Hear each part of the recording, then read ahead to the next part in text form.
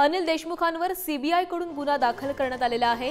गिरीश महाजन यांना खोट्या गुन्ह्यात अडकवण्याचा प्रयत्न केल्याचा अनिल देशमुखांवर आरोप करण्यात आलाय। तत्कालीन पोलीस अधीक्षकांवर दबाव टाकल्याचाही त्यांच्यावर आरोप करण्यात आलाय। पोलीस अधिकारी प्रवीण मुंडे यांचा देशमुखांच्या विरोधामध्ये जबाब नोंदवण्यात आलाय। सीबीआयकडून खोटा गुन्हा दाखल केल्याचा अनिल देशमुख यांनी आरोप केलाय।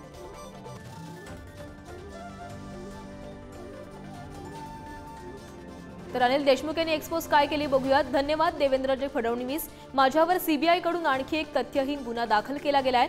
जनतेचा कौल बघून फडणवीसांच्या पायाखालची वाळू घसरल्याने हे कटकारस्थान सुरू झालंय।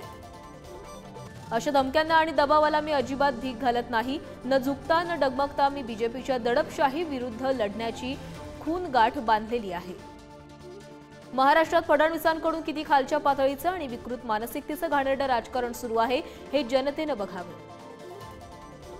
लोकसभा निवडणुकीत या कारस्थानी नेतृत्वाला जनतेने जागा दाखवून दिली आहे। आता महाराष्ट्राची जनता विधानसभा निवडणुकीची वाट बघतीये असं एक्सपोज करण्यात आली आहे।